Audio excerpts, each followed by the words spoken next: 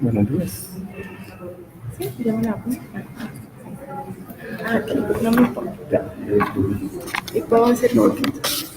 Ay, entonces, ¿cómo la hago? Entonces, ya. Buenos días.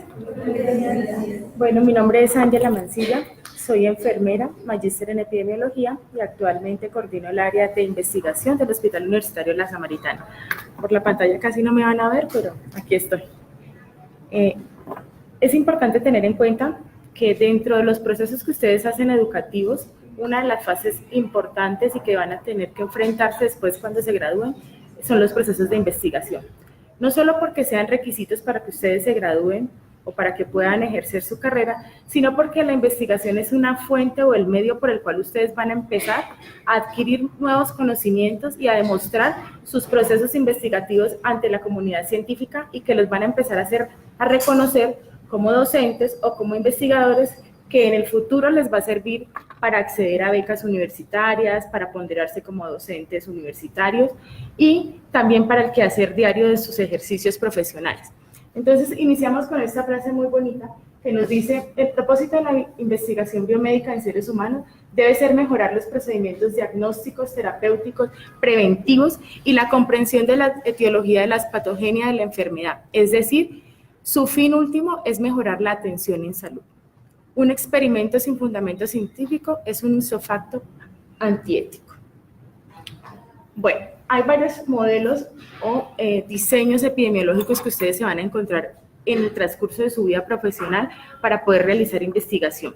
Básicamente, los más utilizados y los que más vemos en el mundo actual son estos tres tipos de diseños: diseños cuantitativos, diseños cualitativos y los diseños mixtos, que son los que mezclan ambas técnicas, tanto las cualitativas como las cuantitativas.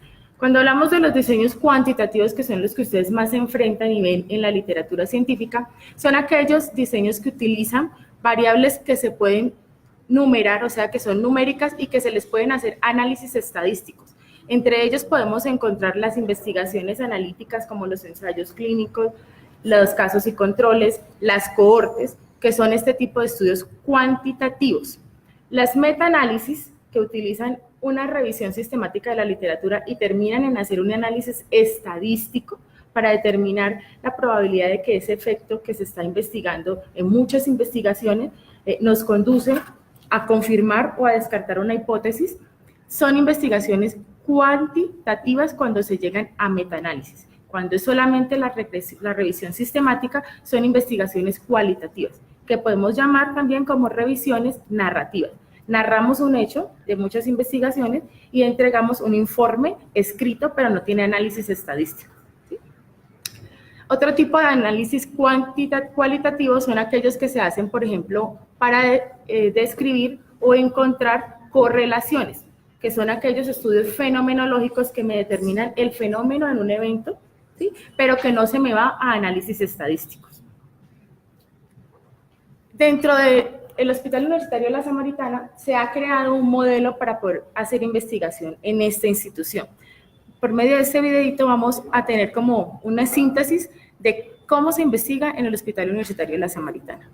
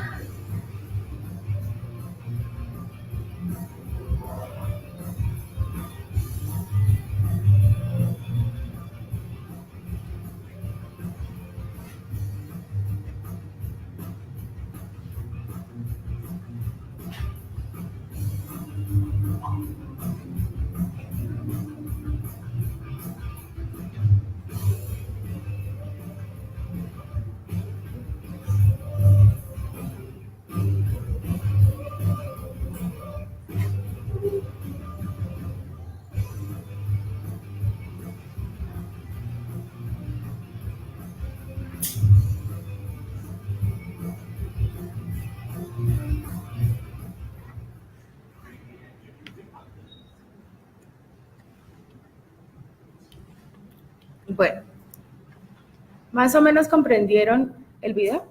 Creo que era muy explícito. Ahorita igual vamos a ver los pasos. Hola, buen día. Buenos días. ABC World Corp. Ah, ok. Y yo saludando. En busca de una solución a los requerimientos. Ok. Como estamos también en Facebook Live.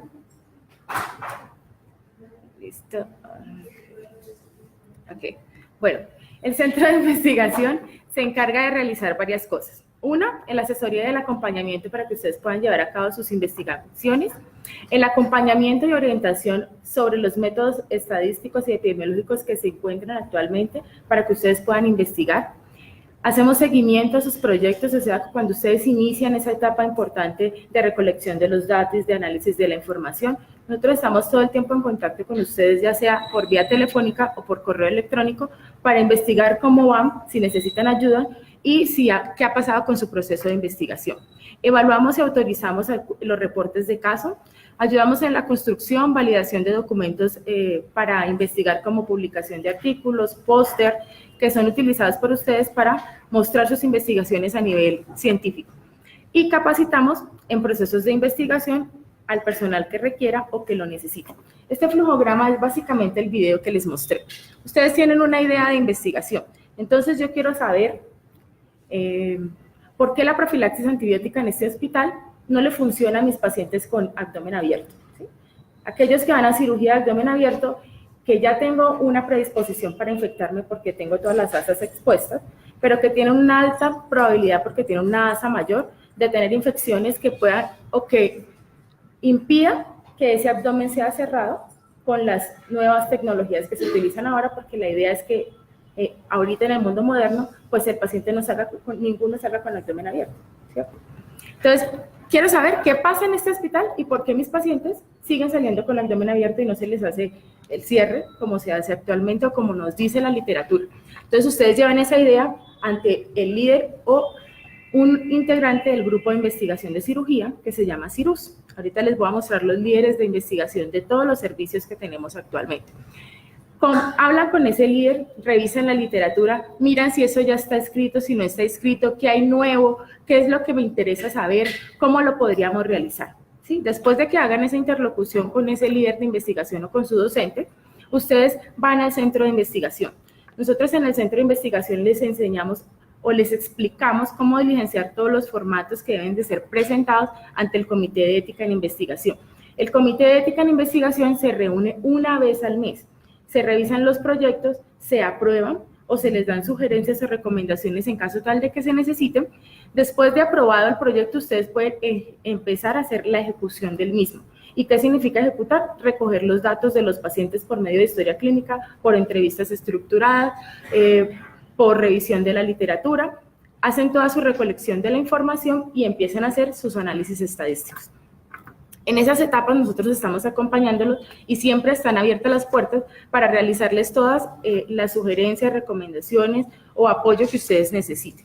Posterior a eso, ustedes deben de entregar un producto de investigación, ya sea un documento escrito, un artículo científico, un póster que va a ser publicado pues, en congresos o en eventos nacionales e internacionales, y allí finaliza el proceso. Después de eso, pues ustedes van a retroalimentar su CBLAB. ¿Alguno tiene CBLAB? ¿Sabe qué es el CBLAB? ¿No? ¿Sí saben qué es? El CBLAB es el currículum vitae que maneja Colciencias, donde ustedes tienen una hoja de vida como investigadores reconocidos por Colciencias, que es un estamento nacional y de Latinoamérica que identifica a aquellos investigadores o potenciales investigadores que pueden ser utilizados por ellos, ya sea para adquirir becas, para doctorados o maestrías. En este momento, una cuña, Colciencias tiene una convocatoria abierta para estudiantes de medicina que estén en internado, ¿sí? Les van a patrocinar sus proyectos de investigación para que puedan hacer sus especializaciones clínicas. Así que los invito a que se metan a la página de Colciencias, revisen los requisitos, porque esta puede ser una gran oportunidad para que ustedes tengan un rubro para poderse especializar. Bueno, ¿qué hace el Comité de Ética en Investigación? Revisa varios aspectos, entre ellos los investigadores. ¿Qué revisan los investigadores? Que no tengan ningún proceso jurídico o proceso ante el Comité Tribunal de Ética, que sean investigadores idóneos, que estén vinculados a grupos de investigación institucionales o de alguna universidad. Revisan que ustedes hayan verificado la clasificación del riesgo de su investigación, ¿sí? ¿Qué significa clasificar el riesgo de mi investigación? Resulta y pasa que cuando yo investigo tengo que determinar si la población con la cual estoy investigando es vulnerable o no. ¿Cuáles son las poblaciones vulnerables? Niños, mujeres embarazadas, desplazados, ¿sí? Personas en condición de discapacidad, ¿sí? Esas son poblaciones vulnerables y en ellos hay que garantizar que no se les vulneren sus derechos, tanto éticos como personas. ¿Sí? Entonces, eso se mira en la clasificación del riesgo. Manejo de la información. Significa que lo que yo quiero hacer, o sea, mis objetivos estén acordes a mi metodología. No puede ser que yo diga que quiero saber cómo, cuál es la mejor técnica para hacer una cirugía, diga usted, de corazón abierto, ¿sí? ¿Cuál es la mejor técnica? ¿Cómo la debo de hacer? Y usted diga que para hacer esa técnica lo que debo hacer es caracterizar el proceso. O sea, ¿cómo evalúo la técnica si lo que estoy diciendo es que voy a demostrar lo que se hace normalmente?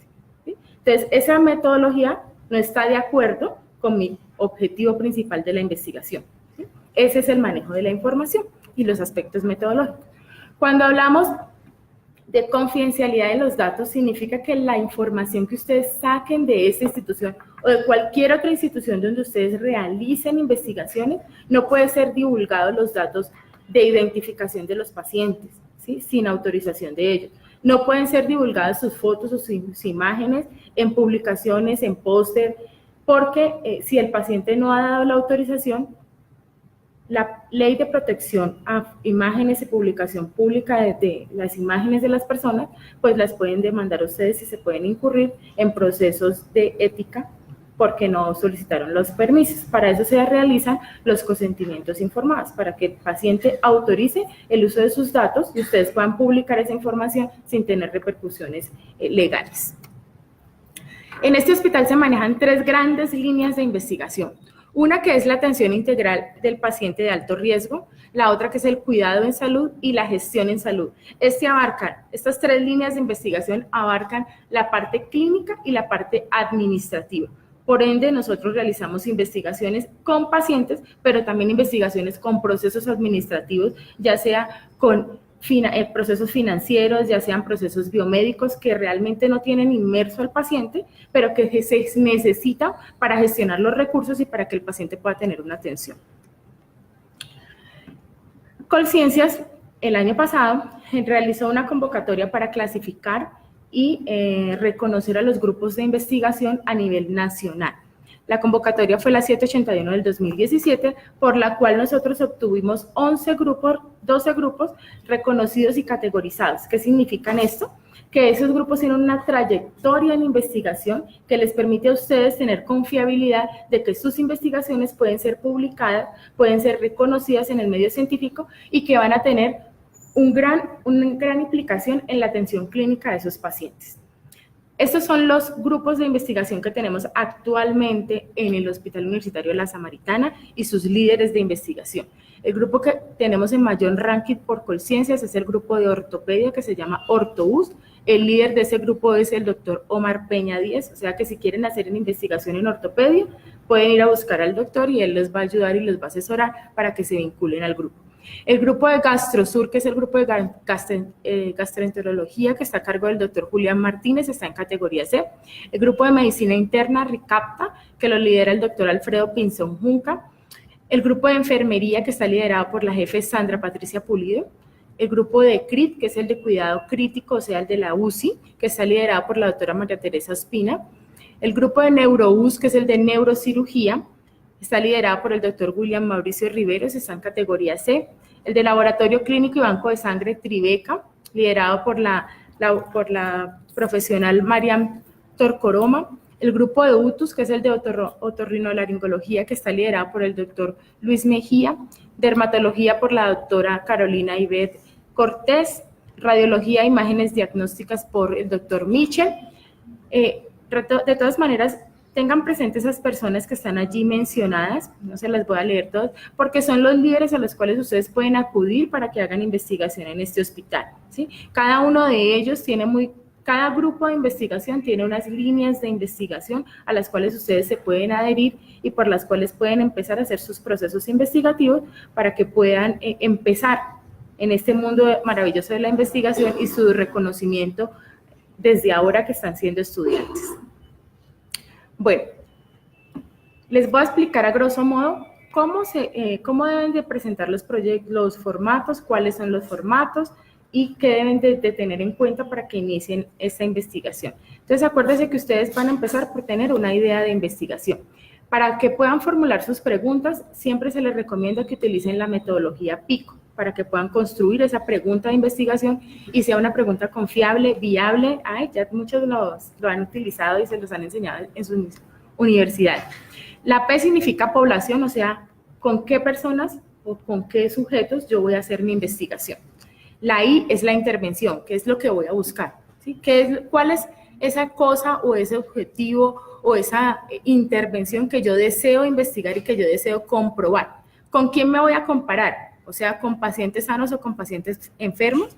¿Con aquel que tiene tuberculosis y el que tiene VIH y tuberculosis? ¿Sí? ¿Cuál va a ser mi grupo de comparación? Los outcomes, que son los resultados, es qué quiero esperar, qué espero encontrar, ¿sí? Entonces, por ejemplo, si hacemos un ejercicio con tuberculosis, la población serán aquellos pacientes que tengan tuberculosis. Mi intervención, ¿cuál puede ser? O algo que ustedes hagan comúnmente.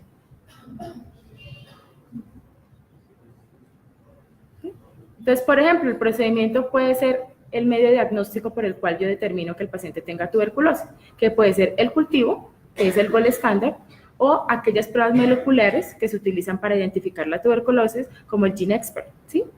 Ese puede ser mi intervención, es el medio diagnóstico. Y mi comparador es que yo puedo mirar cuál es la efectividad en los pacientes con tuberculosis en diagnosticar al paciente con cultivo y GeneXpert. O sea que comparo los dos métodos diagnósticos y determino cuál de los dos es más eficaz, más rápido y más predecible para determinar la tuberculosis. ¿Bien? ¿Y cuál fue el resultado? Pues el diagnóstico positivo y descartar esos falsos positivos que a veces me dan las pruebas. Entonces, estoy comparando dos medios diagnósticos para determinar un diagnóstico confirmatorio en un paciente que está sospechoso de una patología. ¿Sí? ¿Comprendieron? ¿Alguna pregunta hasta ahora?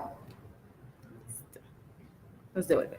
Después de que tengan esa información, que ya tengo mi pregunta de investigación clara, ya sé qué es lo que quiero identificar, ya sé cuál es, hacia dónde va a ir encaminada mi investigación, entonces ustedes van a realizar con el grupo de investigación o con su docente la identificación de la viabilidad de este proyecto. O sea, si este proyecto realmente impacta en la salud de mis pacientes, si realmente le va a aportar algo nuevo al proceso de salud, si realmente hacer esa investigación le genera un nuevo conocimiento al Hospital Universitario de la Samaritana o le genera un nuevo conocimiento a los investigadores. ¿Y cómo vamos a hacer esto? Pues primero tenemos que hacer una juiciosa revisión de la literatura.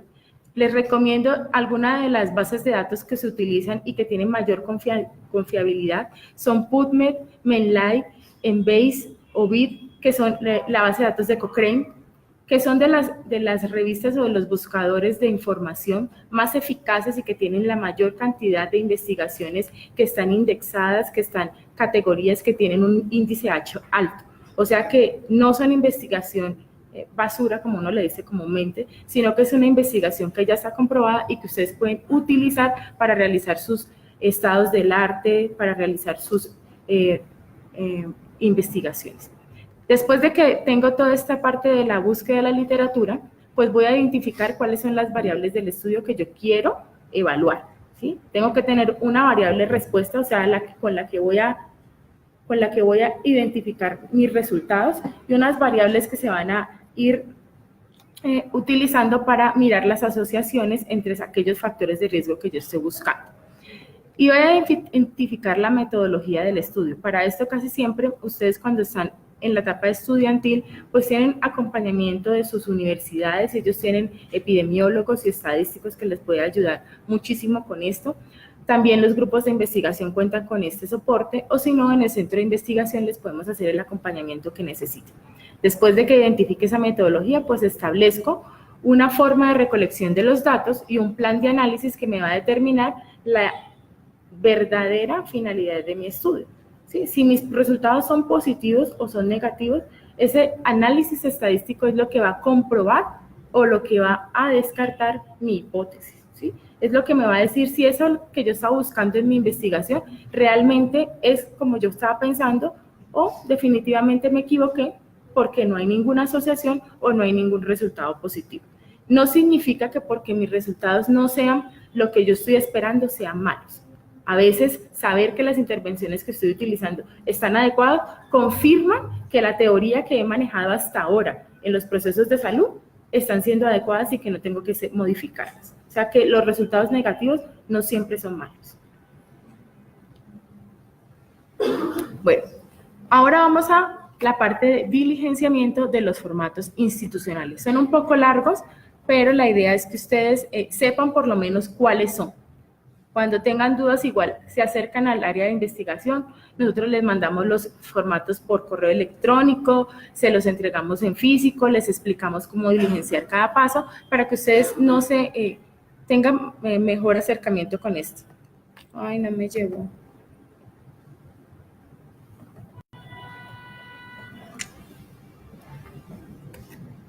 Bueno, dentro de la pirámide documental de esta institución se encuentra el área de investigación. Ustedes le van a dar al link de investigación y se van a ir a la parte de formatos.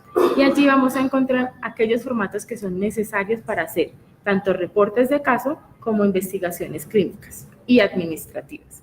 Entonces les voy a enseñar el de resumen de anteproyecto de investigación. Es un formato sencillo, van a ver que ustedes van a estar familiarizados con los ítems que solicitamos aquí, porque muchos de ellos son iguales a los que les piden en sus universidades. Entonces, ¿qué se les pide en este formato? Que ustedes realicen la parte de identificación de los investigadores principales, los coinvestigadores, si tienen asesor metodológico, que planteen en un resumen muy corto de 150 palabras ese resumen de investigación, la pregunta de investigación, una pequeña justificación, que realicen la parte de metodología de la investigación, el presupuesto, metodología. Entonces, en metodología, ¿qué vamos a mirar? ¿Qué tipo de estudio ustedes van a hacer? Si es un estudio cuantitativo, si es un estudio cualitativo, si es un estudio cuantitativo, si es de cohorte, si es de casos y controles, si es transversal, si es descriptivo, ¿sí? Si es cualitativo, si es de enfoque fenomenológico, ¿sí? Epistemológico. Ese es como el apellido que tiene el método del estudio. ¿Sí? El estudio cualitativo son todos aquellos que miran las cualidades o fenómenos de la población.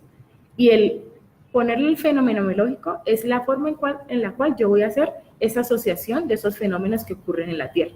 Cuando yo hablo de estudios cuantitativos, entonces es un estudio cuantitativo aquel que analiza datos estadísticos, pero tengo que ponerle el apellido. Entonces, si es un estudio descriptivo, si es de corte transversal, o sea que voy a tomar una foto. Si es de tipo longitudinal, o sea que voy a mirar todo ese proceso. ¿Sí? Si es un estudio de casos y controles, entonces que tengo un caso y un control con el cual me comparo. Si es un estudio de cohorte, significa que yo miro al paciente con la sospecha de la enfermedad hasta que presenta la enfermedad y evalúo esos factores de riesgo que están inmersos en ese proceso de enfermarse. ¿Sí? Si es un ensayo clínico, entonces tengo una intervención que evaluar o un experimento. ¿Sí? Entonces tengo que tener el experimento que lo voy a aplicar al paciente y al paciente que no le aplico el experimento, o sea, aquel control, para identificar si en mi experimento tiene un efecto positivo o negativo sobre esa población y sobre aquel que no aplico el experimento, pues que si tiene cambios o no, por no tener esa oportunidad de estar dentro de mi experimento. Vamos a identificar la parte del presupuesto, cuántas horas van a estar sus investigadores, o sea, sus colegas, sus docentes acompañándoles a ustedes en la investigación y cuánto les cuesta estar en ese proceso investigativo. Materiales y métodos, entonces el papel, los software estadísticos, los equipos, ¿sí? Y los gastos de publicación, que son aquellos gastos en los que se incurren para hacer la traducción del artículo, para hacer la revisión del estilo, cuando ustedes lo presentan a aquellas revistas que les cobran, que cobran entre $1,000 y $1,500, o si lo vamos a publicar en una revista libre que tiene acceso a ustedes como estudiantes y que no tienen por qué pagar. Todas esas cosas son importantes tenerlas en cuenta porque a medida que el impacto de las revistas aumenta, pues el costo aumenta para poder publicar sus investigaciones. El cronograma, cuánto tiempo se van a demorar en la etapa inicial del proyecto, en la recolección de los datos, en el análisis de la información y en la elaboración del informe final. ¿Sí? Este es el formato que ustedes más van a utilizar, el de resumen de anteproyecto. El de reporte de caso es muy similar, con la diferencia que ustedes tienen que hacer es una descripción de la historia clínica del paciente al cual van a reportar y siempre deben de firmar el consentimiento informado en caso tal de que ese reporte de caso necesiten ustedes hacer un reporte de caso de dermatología, una psoriasis, por ejemplo, pues van a necesitar mostrar esa parte del cuerpo que tiene la enfermedad para poder ustedes tener un mayor impacto en la publicación de ese reporte de caso. Para esos casos, ustedes deben de hacer diligenciar al paciente un formato de consentimiento informado para publicación de imágenes y fotos, lo que les va a ustedes proteger los derechos de autoría y que el paciente después no les vaya a poner una demanda por utilizar sus imágenes sin autorización.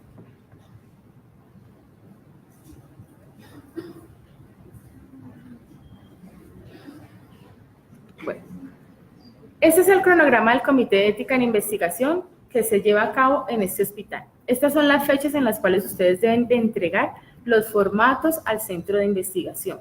Estas son las fechas en las cuales el Comité de Ética se reúne, ¿sí?, y revisa sus proyectos de investigación y se les entregan los conceptos del Comité de Ética.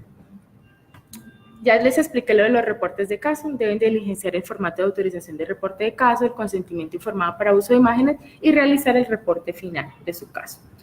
Se les hace seguimiento en 3 etapas, en la etapa inicial del proyecto, en la etapa de recolección de los datos y en la etapa de análisis y resultados y discusión del proyecto. Se espera que ustedes entreguen como producto un póster, un artículo, un trabajo escrito o un capítulo de libro para que puedan ser publicados y subidos a su CVLab y les aumente pues su capacidad investigativa. Recuerden que tenemos un boletín de investigación, este lo pueden acceder por medio de la página. Este fue el que se sacó este año, en enero de este año. Los invitamos a que lo lean. Allí hay un artículo que les explica cómo hacer artículos científicos. ¿Sí? Entonces les da el paso a paso, cuáles son los mejores buscadores, cómo buscar mi revista para que ustedes puedan publicar y publiquen en las mejores revistas, cómo realizar la pregunta PICO, cómo realizar sus métodos de investigación. Es un artículo más o menos de 2 hojitas, pero que le condensa toda la información que ustedes necesitan para que empiecen a hacer redacción de artículos científicos.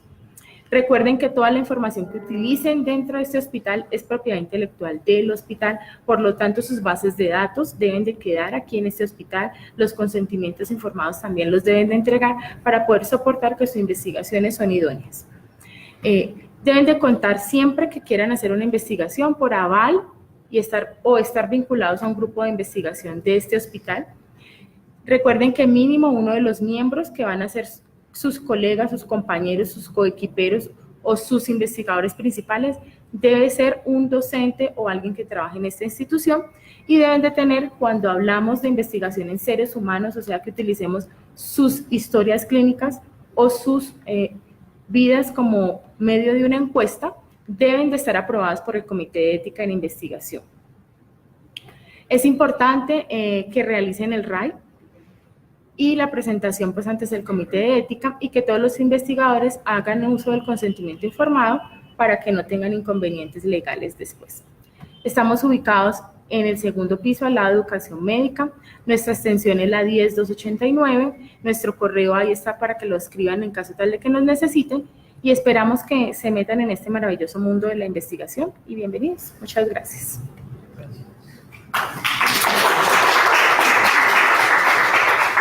¿Alguna pregunta?